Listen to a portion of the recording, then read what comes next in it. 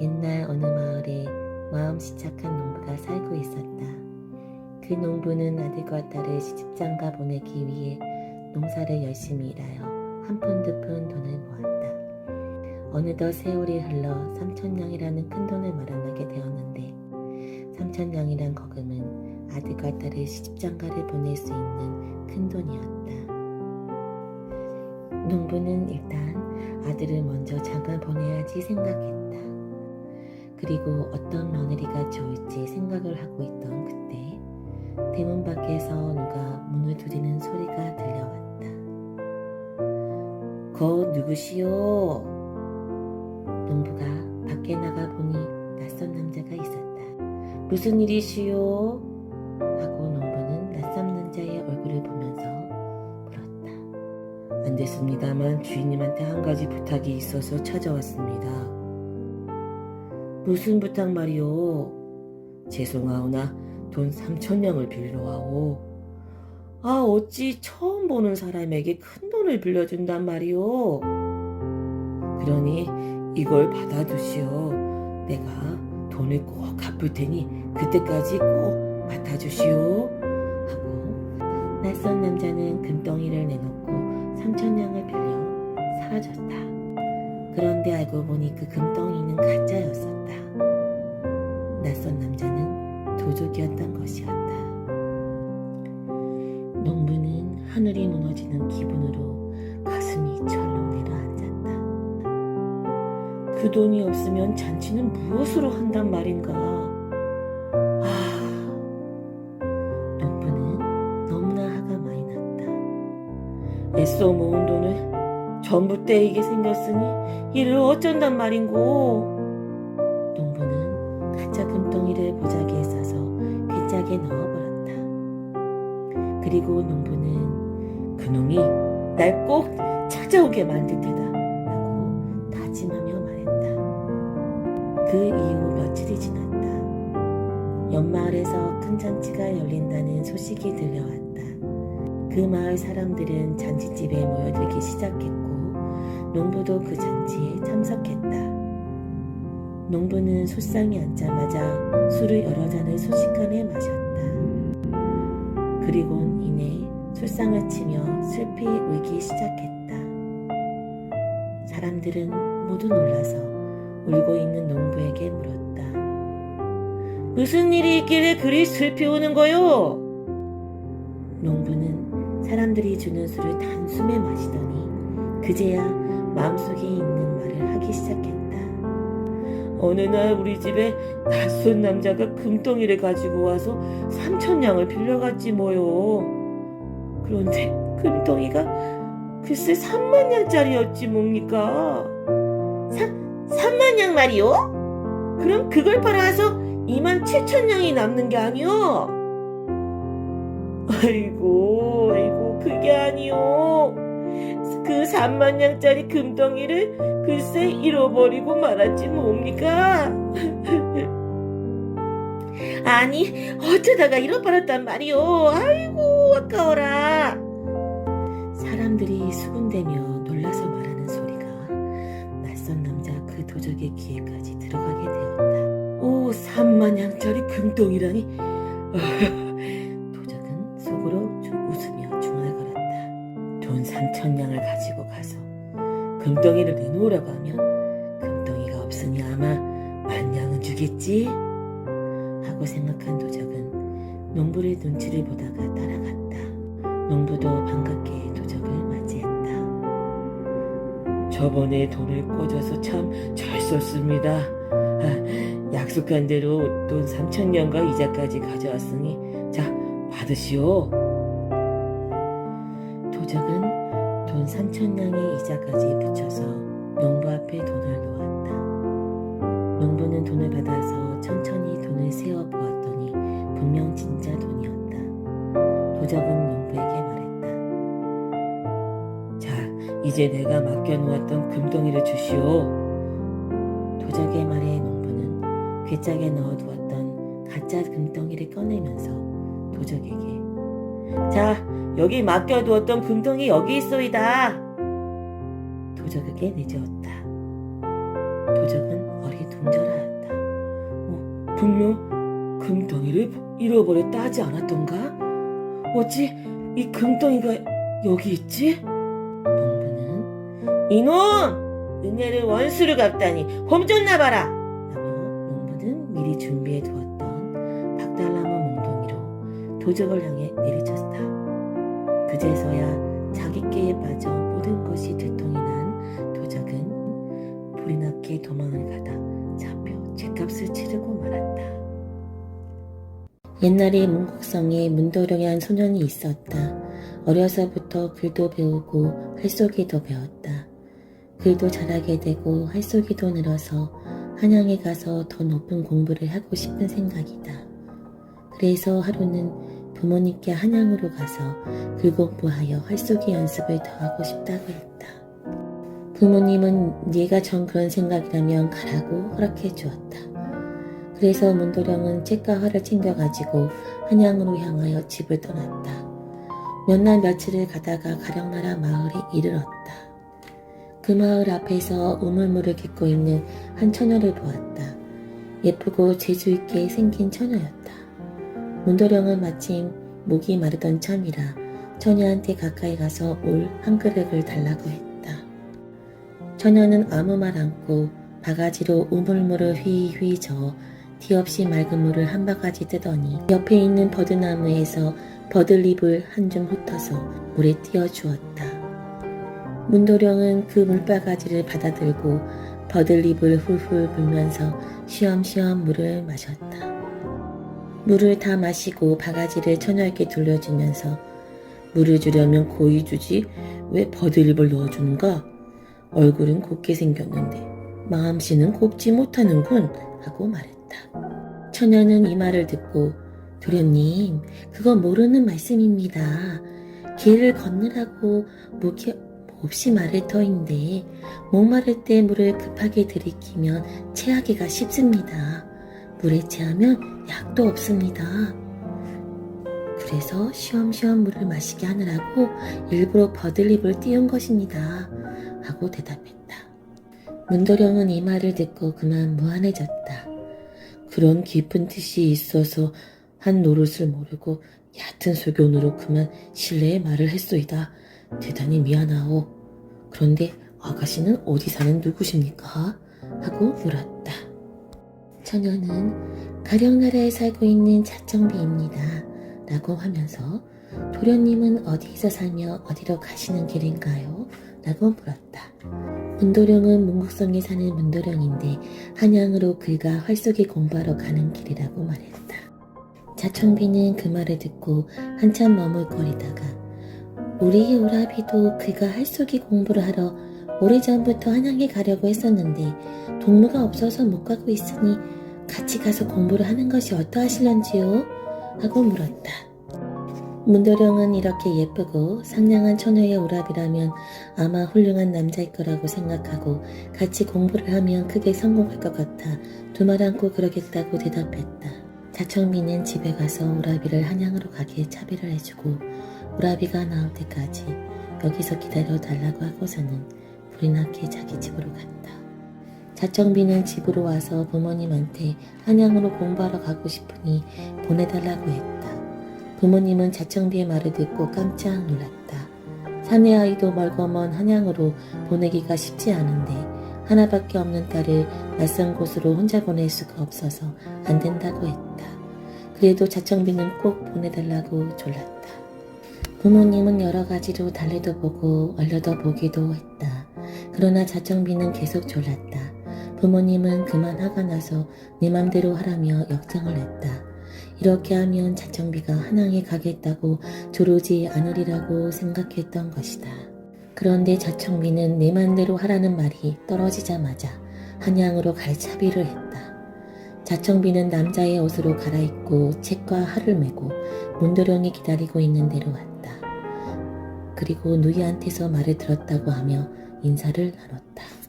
문도령은 자청비의 오라비와 같이 한양으로 향하여 길을 걸었다. 나이를 물으니 동갑이고 생일을 물으니 한날 한시였다. 그래서 둘이는 더욱 다정해졌다. 한참을 가다가 문도령은 길동무인 자청비의 오라비에 대해서 이상한 생각이 들었다. 길동무가 남자치고는 너무나 예쁘고 걸음걸이도 남자 걸음 같지 않고 몸짓도 남자 몸짓 같지 않았기 때문이었다. 그러나 너는 남자가 아니고 여자지? 하고 바로 물어볼 수가 없어서 이리저리 정체를 알아볼 궁리를 했다. 그러다가 한 좋은 깨를 생각하고 우리가 이렇게 알게 되고 같이 공부를 하려고 한양으로 가는데 의형제를 맺는 것이 어떤가? 하고 물었다. 자청비의 오라비도 그거 좋은 생각이라고 곧 찬성했다. 그래서 두 사람은 화를 멀리 쏘기내기를 해서 이긴 사람이 형이 되고 진 사람이 동생이 되기로 했다. 문도령이 먼저 활을 쏘았다. 화살은 12발 걸어갈 자리에 떨어졌다. 자청비의 오라비 화살은 24발 앞에 떨어졌다. 그래서 문도령은 동생이 되고 자청비의 오라비는 형이 되었다. 이렇게 할쏘기 내기를 해서 졌는데도 문도령은 자청비의 오라비가 여자 같다는 느낌을 지을 수가 없었다. 그래서 또 다른 수로 자청비의 오라비가 정말 남자인가 아닌가를 알아보려고 했다. 한참 가다가 어느 높은 산고개 위에 다다랐다. 둘이는 거기서 쉬며 산구경을 했다. 문도령은 자청비의 오라비를 보고 형님, 우리 여기서 오줌을 누워서 누가 오줌 줄기를 멀리 뻗치게 하는가 내기합시다 하고 말했다. 자청비의 오라비는 그것 참 재미있는 내기라고 하면서 곧 오줌 누기 내기를 하기로 했다. 문도령이 먼저 오줌 줄기를 뻗쳤다. 문도령의 오줌 줄기는 바로 앞산에 봉우리에 닿았다. 그런데 자청비 오라비의 오줌 줄기는 두서너 봉우리 저쪽에가 떨어졌다. 자청비는 아무도 모르게 조그마한 붓대통에 대고 오줌을 누었기 때문에 먼 데까지 뻗쳐나갈 수 있었다. 문도령은 이렇게 여러 번 내기를 해봤는데도 자청비의 오라비의 정체를 알아내지 못하고 이 사람은 정말 남자인가 보다 하고 생각하게 되었다. 한양에 와서 문도령과 자청비의 오라비는 한 집에서 한 방을 쓰게 되었다. 그런데 밤이 되어서 자게 될 때에는 자청비의 오라비는 사발에다 물을 하나 가득 떠다가 두 사람의 사이에 넣고 서로 물을 쏟지 않게 조심하여 자자고 했다. 이렇게 해서 둘이는 물그릇을 조심하면서 자곤 했다. 그럭저럭 3년이란 세월이 흘렀다. 하루는 문도령의 집에서 편지가 왔다. 어서 내려와서 장가를 들라는 편지였다. 문도령은 자청비의 오라비를 떼어놓고 혼자 가기가 싫었다. 그래서 하던 공부를 더한 다음에 장가 들겠다고 답장을 써서 보냈다. 그런데 집에서는 모든 준비를 다 해놨으니 공부도 그만두고 어서 빨리 돌아와서 장가를 들라는 편지가 또 왔다. 문도령은 하던 공부를 다 마쳐야 하겠으니 혼인날을 물리라고 답장을 써 보냈다. 그 편지는 미처 다 집에 도착도 못했는데 또 편지가 왔다. 만일 이 편지를 받고도 돌아오지 않으면 자식으로 여기지 않고 내쫓겠다는 말이 씌어 있었다. 이러한 편지를 받고 보니 문도령은 고향으로 돌아갈 수밖에 없었다. 문도령은 자청비의 오라비한테 편지를 보이고 아무래도 집에 가야 하겠다고 말했다. 자청비의 오라비도 동생이 집에 간다면 나도 공부를 그만두고 집으로 가야겠다고 했다. 형님은 그대로 계시오. 하던 공부를 끝까지 마쳐야 하지 않습니까? 나도 부모의 명이라 할 수 없이 집으로 가지만 장가만 들면 곧 다시 올라와서 형님과 같이 공부를 계속하겠습니다. 자청비는 처음 문도령을 보자 마음이 끌려 부모가 반대하는 것도 뿌리치고 남자 차림을 하고 한양까지 와서 한 집에 한 방에서 지내면서 공부한다는 핑계로 같이 지냈는데 문도령이 다른 여자하고 혼인을 하게 된다 하니 한양에 남아 있을 이유가 없게 되었다. 아니세, 나도 고향으로 돌아가야겠어. 오랫동안 뵙지 못한 부모님도 배워야 하겠고 또 동생의 잔치에도 가봐야 할 테니 나도 동생과 같이 떠나가겠소 하면서 한양을 떠날 차비를 했다. 문도령은 자청비의 오라비를 두고 혼자 떼어두고 가기가 미안했던 참이라 오라비가 같이 가자는 것을 굳이 말리지 않고 같이 길을 떠났다. 며칠을 걸어서 자청비의 고향 가까이까지 왔다. 마치 맑은 시냇물이 흐르고 있었다. 자청비는 우리 오랫동안 길을 건너라고 땀도 흘리고 먼지도 썼으니 이 맑은 물에 목욕이나 하세 하고 말했다. 그래서 둘이는 목욕을 하기로 했다. 그런데 자청비의 오라비는 목욕을 하는데도 위아래가 있으니 동생은 물 아래서 하고 나는 물 위에서 하겠다 하고 맹물의 위쪽으로 갔다. 자청비는 문도령과 이제 헤어지면 다시 만날 수가 없게 될 것을 생각하니 마음이 슬펐다.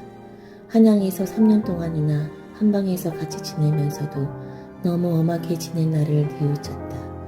그렇지만 아무리 그랬다 해도 문도령이 자기를 여자로 눈치채지 못한 것이 원망스러웠다.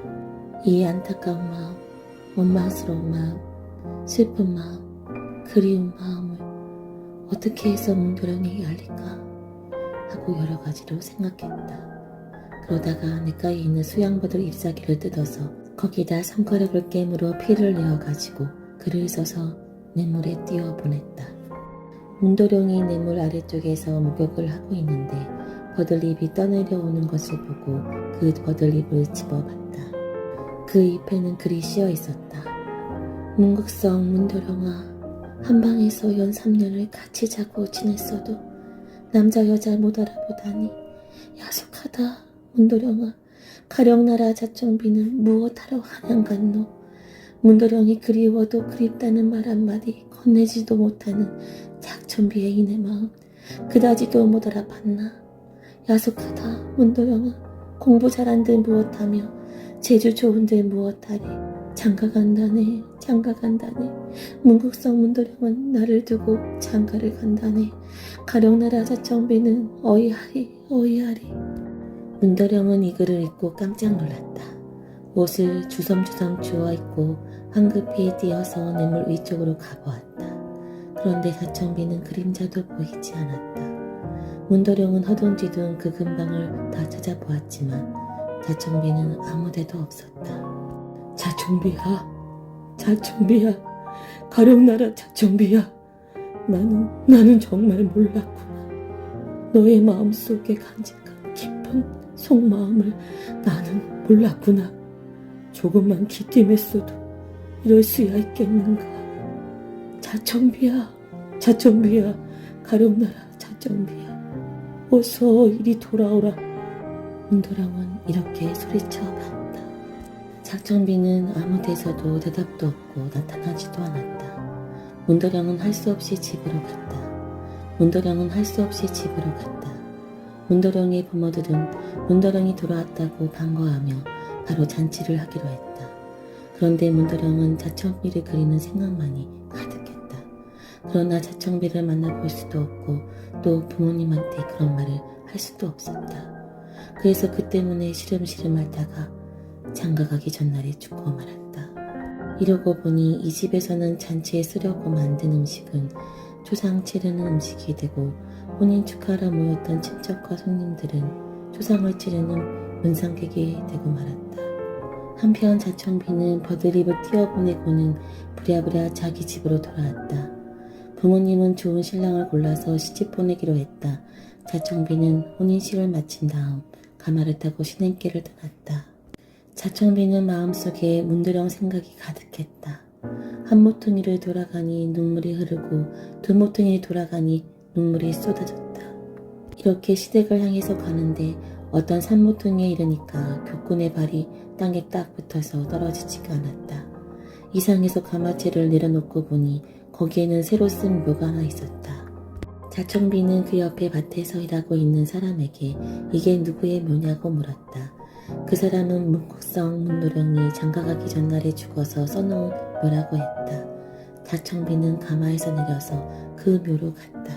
그리고 그 묘를 어루만지면서 문국성 문도령아, 무슨 잠을 이리 자노? 가령나라 자청비, 내가 여기 왔는데도 반길 줄을 왜 모르고 무슨 잠을 깊이 자노? 무심하다 문도령아, 야속하다 문도령아. 자청비는 원통한 마음으로 무덤을 치고 울었다. 자청비는 얼마를 울다가 저쪽에 꽂은 금봉지를 빼어서 문국성 문도령의 무덤 한가운데를 금을 그으면서 문국상 문도령아, 가령나라 자청비를 잊지 않고 그리거든 무덤이나 벌려다오 하며 넋두리를 했다. 그랬더니 묘는 살금머니 두 쪽이 났다. 자청비는 두 쪽이 난 몰 사이로 뛰어들었다.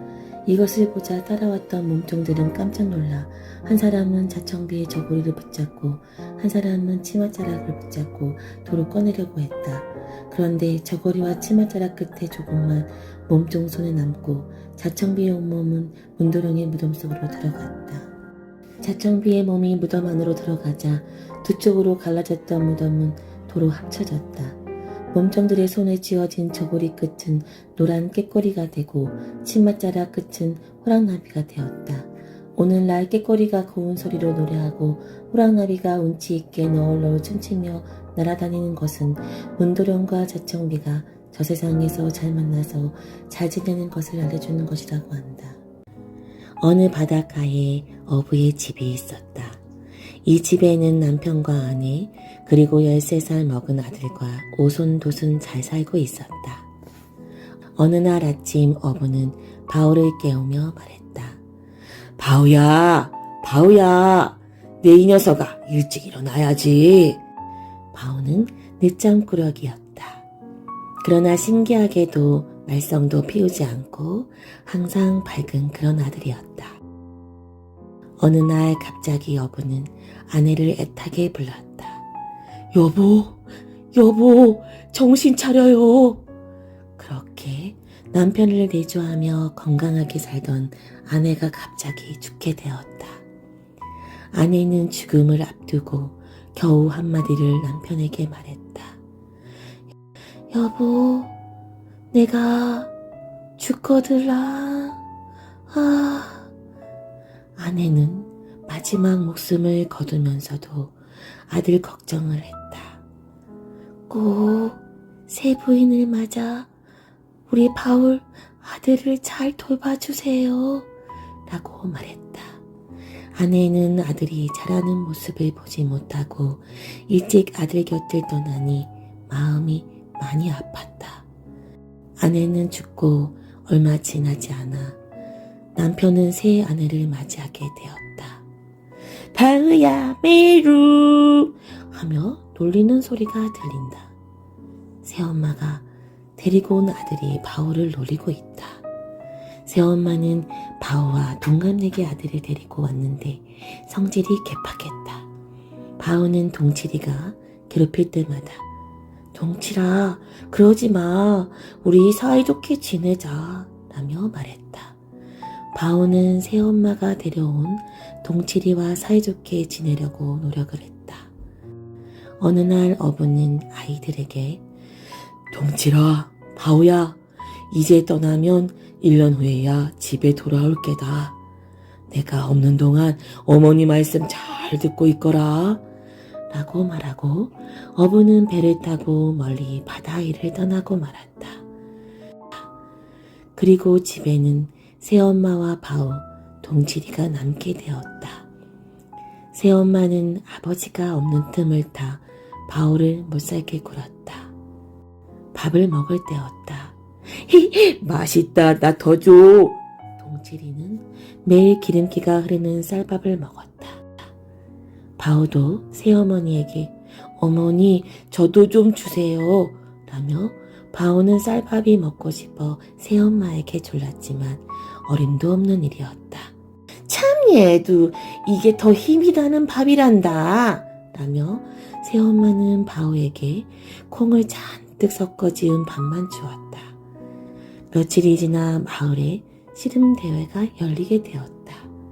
바오와 동칠이도 씨름대회에 나갈 준비를 하였다. 둘 중 이기는 한 아들만 씨름대회에 내보내시오. 마을 어른의 말에 할 수 없이 바오와 동칠이는 씨름을 하여 선수를 뽑기로 하였다. 마을 사람들이 구경 삼아 모여들었는데 바오와 동칠이는 씨름을 시작하였다. 끙끙대는 동칠이는 젖먹은 힘까지 다 써가며 바오를 들려 했지만 바오는 꼼짝하지도 않았다. 한번 해봐라, 동칠아.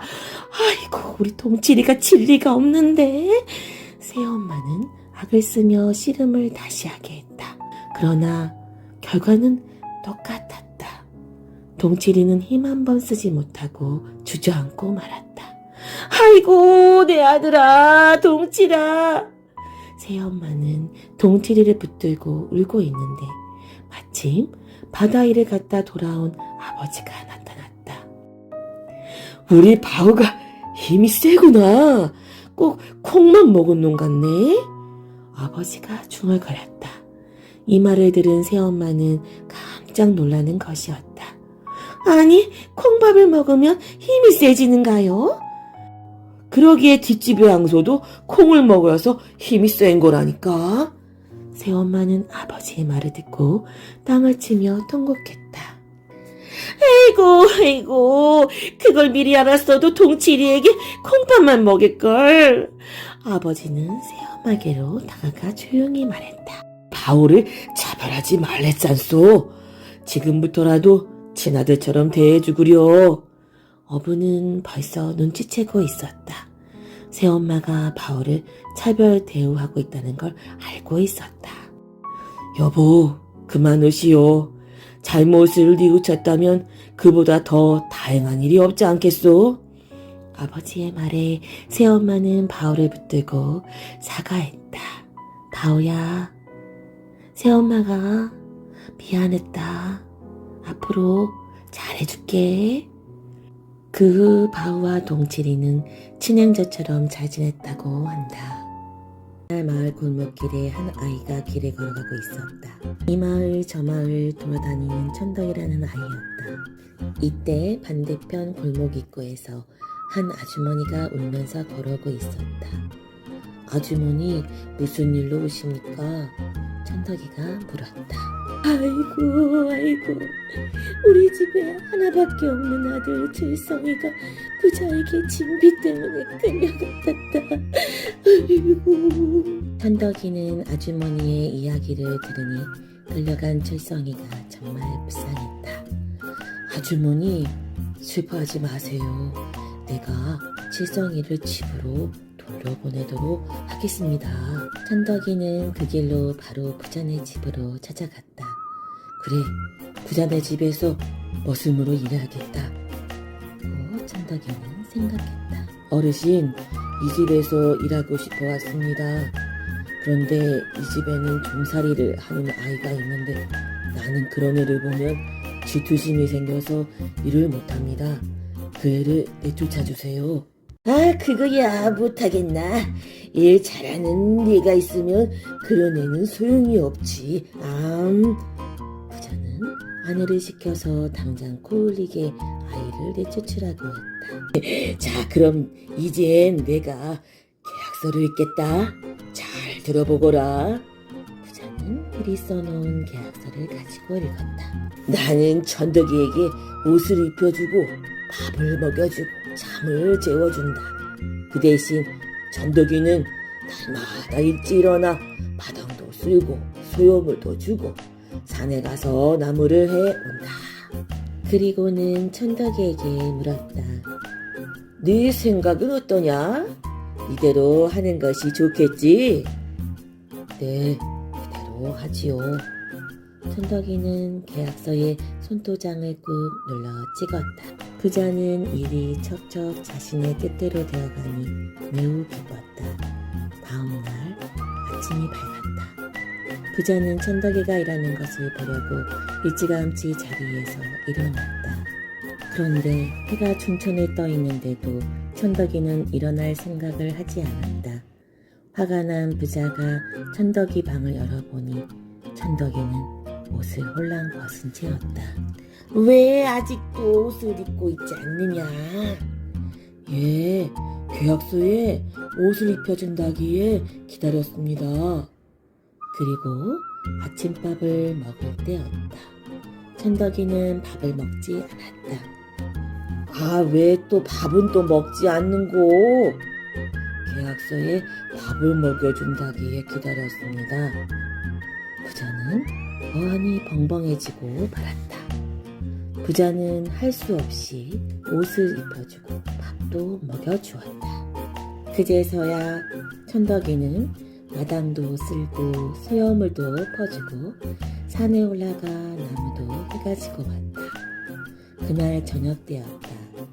밤이 깊도록 천덕이의 방에 불이 환하게 켜져 있었다. 부자는 방 밖을 내다보며 소리쳤다. 이놈아! 기름 없어진다! 어서 불을 끄고 자거라. 그래도 불은 꺼지지 않았다. 부자는 화가 났다. 그리고 천덕이의 방으로 가서 방문을 열어보았다. 이때 천덕이가 부자를 보며 말했다. 계약서에 있잖아요. 계약서에 뭐가 있단 말이냐? 잠을 재워준다. 그 말에 부자는 더 이상 아무 말도 못했다. 부자는 할 수 없이 천덕이에게 목참을 베고 눕게 하고 잠을 재워주었다. 이렇게 며칠을 하다 보니 부자는 매우 고달프고 시끄러웠다. 오히려 천덕이가 없는 것보다 지금이 더 힘들다고 생각했다. 어느 날 부자는 천덕이를 불러 말했다. 계약서고 뭐고 시끄럽다. 이놈을 당장 우리 집에서 끌어내거라. 하고 부자가 소리질러 말했다. 옛날 어느 마을에 최상대대로 불씨를 꺼뜨리지 않고 지켜온 김씨 집안이 있었다. 어느 날 김씨 집안은 새 며느리를 얻게 되었는데 혼례를 마치고 시어머니는 며느리를 불러 집안의 중요한 일을 알려주었다. 이제부터 네가 불씨를 맡아서 잘 간수하거라. 네, 어머니. 이 불씨는 지금까지 조상 대대로 내려온 귀한 불씨란다. 그러니 꺼뜨리지 않도록 조심해야 한다. 네, 어머니. 며느리는 밤새도록 불씨를 지켜보며 있었다. 불씨가 꺼지지 않도록 조금씩 장작되던 재를 덮어주며 불씨를 잘 돌봤다. 새벽이 동터올 때쯤 며느리는 잠시 눈을 붙이며 졸고 있었다. 그리고 아침이 밝았다. 불씨를 확인해 보는데 불씨가 꺼져 있는 것이었다. 어찌하지? 불씨가 꺼지지 않게 밤새도록 돌봤는데 꺼져버렸으니 큰일이구나 하며 며느리는 불씨가 꺼져 있는 화로를 살펴보았다. 그런데 이상한데? 화로 안에 물이 많이 뿌려져 있네. 누가 여기다 물을 뿌려 놓았을까? 하며 며느리는 기가 막혔다. 그때 시어머니의 불호령이 떨어졌다. 조상 대대로 내려온 불씨를 꺼뜨리다니 그리 누누이 당부했건만 어찌 이리 소홀히 할 수가 있단 말이냐. 당장 내 친정으로 가거라. 어머니, 제가 잘못했습니다. 용서해 주세요. 며느리는 울면서 빌었다. 그때 시아버지가 시어머니에게 말했다. 잘못을 뉘우치고 있으니 용서해 주시오, 부인. 하고 시아버지는 며느리에게 기회를 주었다. 부인, 불씨를 꺼뜨린 죄는 크지만 사람이 불씨보다 귀하지 않소. 그러니 며느리는 다시는 불씨를 꺼뜨리지 않도록 최선을 다해 불씨를 지키거라. 하고 용서를 받았다. 며느리는 시어머니와 이웃 사람들에게 부끄럽고 억울했다. 누가 하루에 물을 뿌렸는지 꼭 찾아내야겠어. 며느리는 다시 시어머니에게서 불씨를 받아서 하루에 넣어놓고 지키고 있었다. 그리고 잠도 안 자고 몰래 숨어서 지켜보았다. 그런데 너무 졸려서 잠시 졸았건만 하루에 나가보니 또 물이 뿌려져 있었다. 어찌할꼬 또 누가 물을 많이 뿌려놨네. 어쩌지? 시어머니는 이번에는 더 크게 화를 냈다. 2번이나 불씨를 꺼뜨려 놓다니 집안 망신 지키지 말고 지금 당장 친정으로 가거라. 이때 시아버지는 또 며느리 편을 들어주었다. 며느리가 불씨를 일부러 꺼뜨렸겠소. 한 번만 더 용서해 주시오, 부인. 그날 밤도 며느리는 밤을 새며 졸지 않고 장독대 뒤에서 하루를 지켜봤다. 새벽에 동트기 전 뭔가 아궁이 쪽으로 들어가는 것이었다. 조용히 지켜보니 어린 사내아이가 하루를 향해 오줌을 누고 있는 것이었다. 아니, 저놈 때문에 불씨가 계속 꺼졌던 것이구나 하고 빠르게 하루 쪽으로 가 사내아이를 붙잡았지만 놓치고 말았다. 그리고 사내아이를 쫓아갔다. 네, 이놈! 거기 서라! 그런데 사내아이를 정신없이 쫓아가다 보니 산속으로 달아나는데 점점 깊은 산속으로 들어가는 것이었다. 며느리는 힘겹게 사내아이를 따라잡았다. 이놈! 겨우 잡았네. 아이고, 숨차라. 그리고 숨을 겨우 돌리고 있는데 눈앞에 펼쳐져 있는 광경이 눈에 들어왔다. 아니, 이게 다 뭐지? 삼삼밭이네? 세상에, 이렇게 큰 산삼은 본 적이 없는데 어찌 된 일이지? 하며 사내아이를 쳐다봤다. 며느리는 너무나 놀라서 그만 주저앉았다. 며느리는 사내아이를 분명히 잡고 있었는데 사내아이만한 사삼을 붙잡고 있었다니. 너무나 놀라서 있는데 며느리를 뒤따라왔던 가족들도 이 광경을 보며 놀랐다. 세상에, 우리 며느리 덕분에 우리는 부자가 되었네 라며 시어머니는 며느리에게 말했다. 시아버지는 조상 대대로 불씨를 지켜온 가문의 정성을 보고 복을 주려고 우리 집으로 보내온 것 같소. 집안 사람들은 그 뒤로 며느리가 복덩이라며 덩실덩실 춤을 추며 기뻐했다. 옛날 어느 마을에 욕심 많은 형과 마음씨 착한 아우가 있었다. 형은 부자로 잘 살고 아우는 가난하게 살았다. 욕심 많은 형은 아버지에게서 물려받은 재산을 거의 다 혼자서만 차지하고 아우에게는 나눠주지 않았다. 그래서 아우는 열심히 일을 했지만 식구는 수두룩하게 많고 늘 가난하여 가끔 끼니를 굶는 때도 있었다. 어느 해 겨울 섣달 그늘께였다. 이 집 저 집에서 털떡털떡 떡지는 소리가 요란하고 고기 굽고 지짐이 지지는 냄새가 고소하게 코를 찌른다. 다만 가난한 아우네 집에서는 떡지는 소리 대신 어린애들이 울며 불며 떡 해달라 옷 해달라 하면서 떼를 쓴다. 아우네 집은 하룻밤 자면 명절이건만 밥 한 끼 먹을 쌀 한 대도 없었다. 그래서 아우의 아내는 남편에게 여보, 오늘 밤만 자고 나면 내일이 명절이 아니요. 다른 데 같으면 덜어 굶는다 치더라도 내일 아침만은 저 어린 것들을 어떻게 굶게 한단 말인가요? 하고 울음 섞인 소리로 간신히 말하고는 눈물을 닦았다. 남편도 고개를 숙이고 있다가 별 수 있소? 그래도 또 고개 넘어 형님한테 가서 명절 새거나 좀 얻어와야지. 그럼 내 얼른 다녀올 테니 기다리고 있소. 하고 벌떡 일어나 찌그러진 갓에 해진 두루마기를 입고 고개를 넘어 형님네 집에 찾아갔다. 욕심쟁이 형은 벌써부터 아우가 오는 것을 보고 여보게, 오늘이 무슨 날이라고 이렇게 마을만 다니나? 응? 집에서 그래도 뭘 좀 차릴 생각은 않고 하면서 호령하였다. 아우가 뭔가 얻으러 오는 것인 줄 눈치채고 그렇게 해서 쫓아버릴 생각이다. 아우는 그 소리를 듣고 너무도 어이가 없지만 태어난 낯빛으로 형님, 아닌 게 아니라 내일이 명절인데 어린 자식들하고 뭘 좀 끓여 먹어야 할 텐데 하고 형의 눈치를 보면서 말을 끊었다가 다시 그래서 쌀말이나 얻어가라고 왔소 하고 말했다. 그랬더니 형은 큰 목소리로 무엇이었지?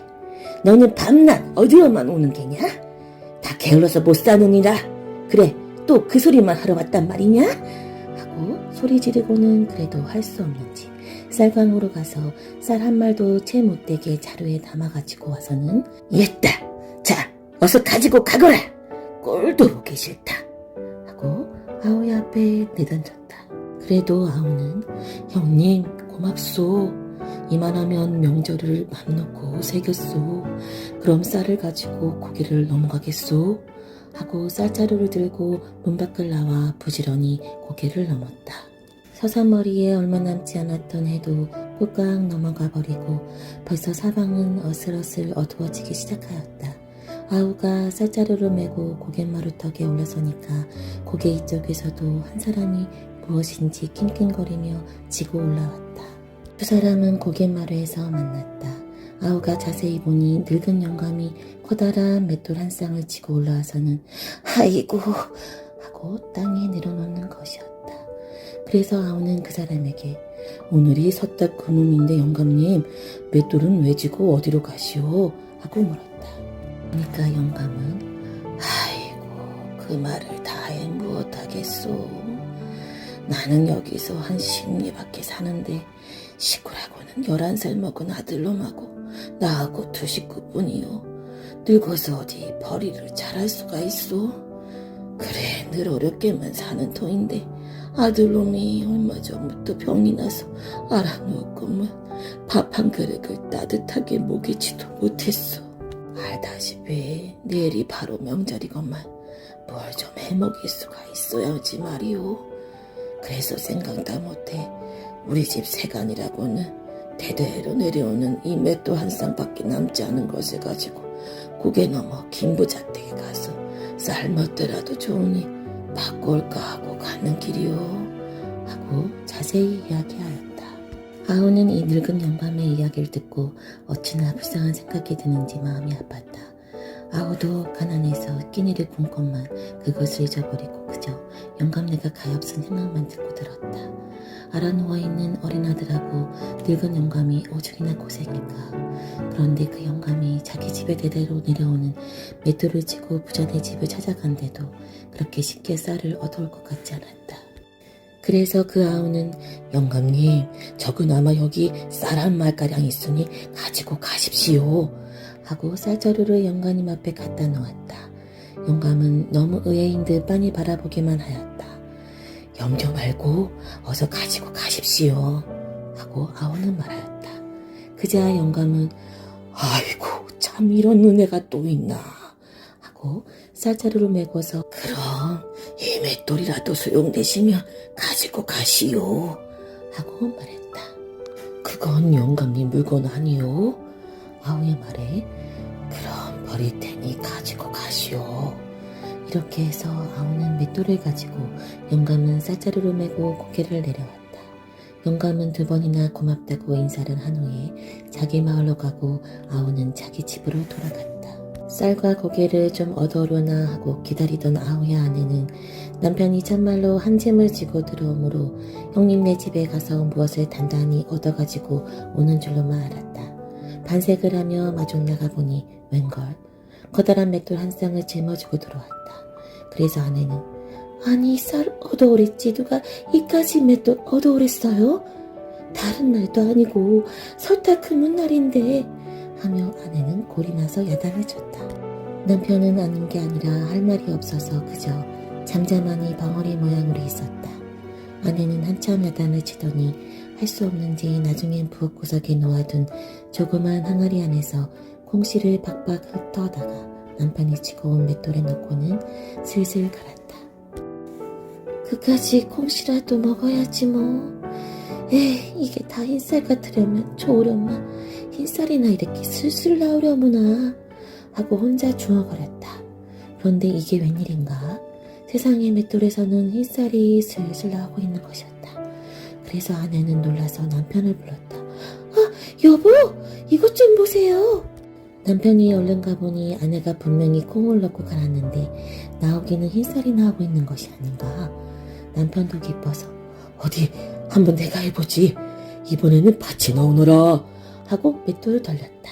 그랬더니 정말 팥이 슬슬 나왔다. 부부는 그것을 보고 너무 신기하고 기뻐서 연 나와라 하면 엿이 나오고 똥 나와라 하면 떡이 나오고 돈 나와라 하면 돈이 얼마든지 나왔다. 그래서 하루 저녁에 아오네는 한꺼번에 큰 부자가 되었다. 그리고 부부는 그날 밤새도록 그 이상한 맷돌로 별별 만난 음식을 많이 만들어서 푸짐하게 차려놓았다. 그 이튿날 이친 마을로 돌아다니며 웬만한 어른들과 또 고개 넘어 형님까지 청하여 불렀다. 그러나 마을 사람들과 형님은 저 사람에겐 뭘 해놓을 것이 있다고 누굴 오래? 그러나 진정한 눈빛으로 하는 청임으로 사람들은 한번 속는 셈치고 그 집에 와보았다. 와서 본즉 참말 이름도 모를 여러 가지 먹음직스러운 음식들이 요란하게 차려져 있었다. 그것을 보고 사람들은 모두 놀라기도 하고 한편으로는 먹고 싶어서 침을 꿀떡꿀떡 삼키기까지 하였다. 형은 아우 말을 고지 듣지 않고 오지 않았다. 그래서 아우는 집에 모인 사람들에게 음식을 권하며 우리가 갑자기 밤사이에 부자가 된 사실을 처음부터 끝까지 자세히 이야기하였다. 손님들은 모두 좋아서 암만 착한 사람은 상을 받는 법이야. 그런 걸 모르고 우리는 오지 아니라고 했네 그려. 하고 칭찬을 하며 그 이상한 맷돌 구경을 하였다.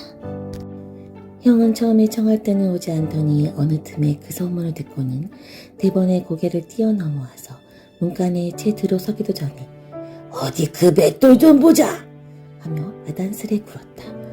아 형님 이제 오십니까? 하고 우선 반가운 인사를 한 후에 아내에게 음식상을 차리라고 하였다. 그러자 형은 난 아무것도 먹고 싶지 않아. 어서 그 맷돌이나 좀 보자. 하고 서두르자 아우는 얼른 맷돌을 안하다가 형 앞에 놓고 쌀 나오너라 돈 나오너라 하며 구경을 시켰다.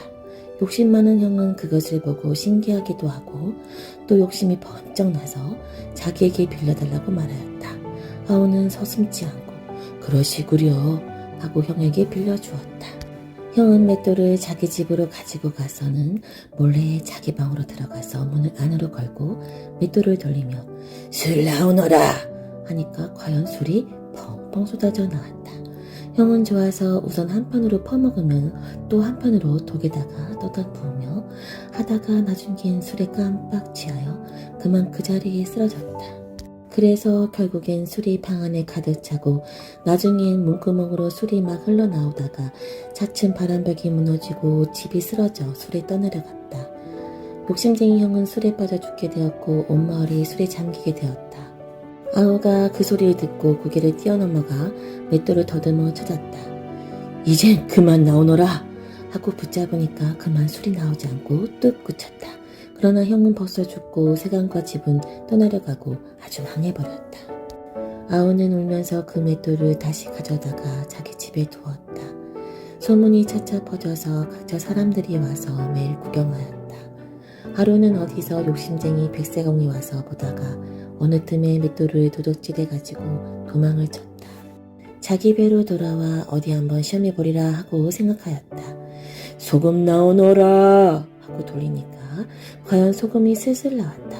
그것을 보고 백사공은 아주 기뻐서 그럼 그렇지 이제야 발자를 고치는구나 하고 소금 나오는 것만 들여다보고 앉아있는데 그때 마침 아주 세찬 폭풍이 일어나며 산더미 같은 물결이 뱃전을 때렸다.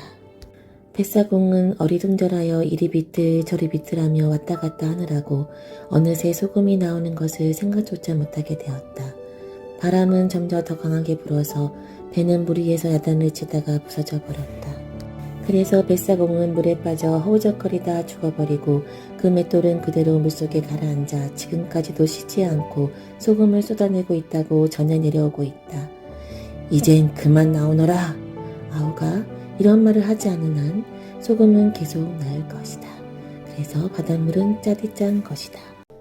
오래전 옛날 따뜻하고 햇볕이 쏟아지는 양지 마을에 박서방이 살고 있었다. 자식 없이 나이 먹어 딸을 어렵게 얻은 박서방은 금이야 오기야 고이고이 딸을 키웠다. 어느 날 딸은 세월이 흘러 시집갈 나이가 되었다. 하지만 양지 마을엔 좋은 배필이 없었다. 어쨌거나 음지 마을로라도 시집을 보내야 하나 하고 박서방은 생각했다. 박서방은 할 수 없이 차가운 음지 마을로 딸을 시집 보내게 되었다.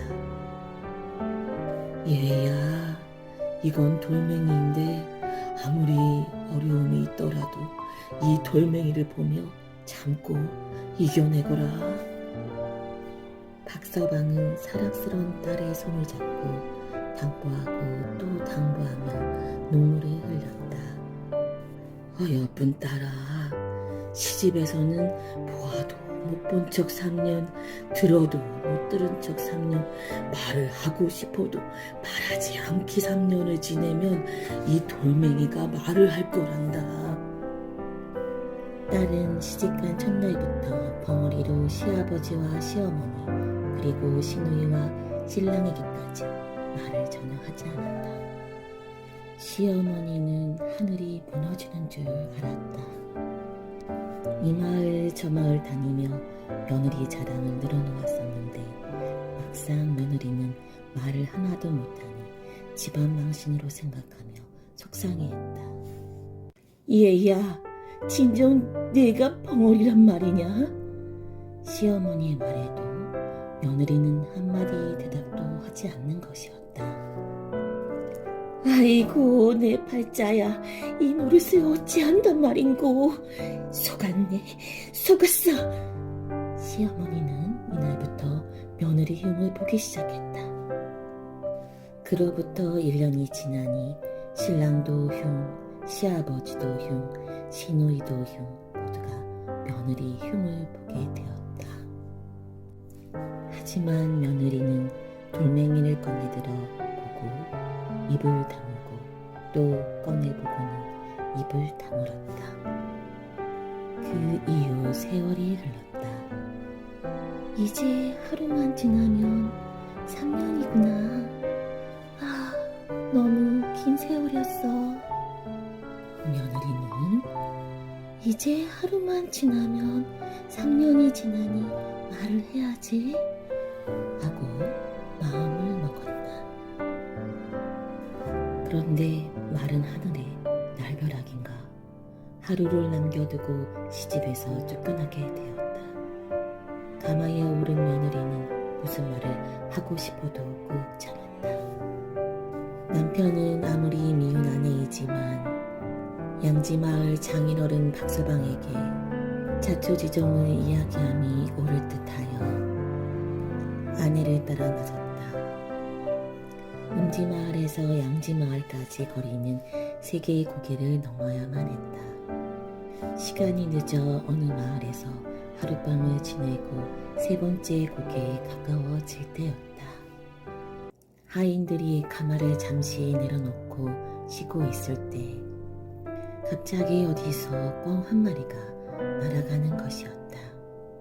이때 며느리는 아이고, 우리 마을 앞산에 꿩이 날아가는구나. 이 소리를 들은 남편은 자기 귀를 의심했다. 아니, 방금 뭐라 그랬어? 꿩이 날아갔다고 했사옵니다, 서방님. 뭐라? 꿩이? 아니 부인, 그럼 말을 할 줄 안단 말이오? 그렇사옵니다, 서방님. 이게 도대체 어떻게 된 일인가? 말을 할 수 있는데 3년 동안 말 한마디를 안 했단 말인가? 남편은 너무 어이가 없었다. 그리고 이내 하인들에게 여봐라, 당장 저 꿩을 잡아오너라 하고 말했다. 꿩을 잡은 남편은 가마를 돌려 다시 집으로 돌아왔다. 이 모습을 본 시아버지와 시어머니는 며느리를 보자마자 화가 나서 물었다.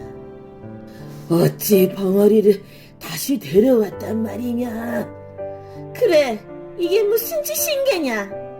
아내는 벙어리가 아니었사옵니다. 뭐라?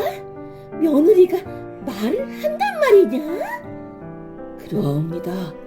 내일 잔치를 열어 일가 친척들과 마을 사람에게도 알리도록 하겠습니다. 며느리는 이제야 안심이 되었다. 지난 3년 동안 얼마나 많이 참고 또 참았던 세월인가 생각했다.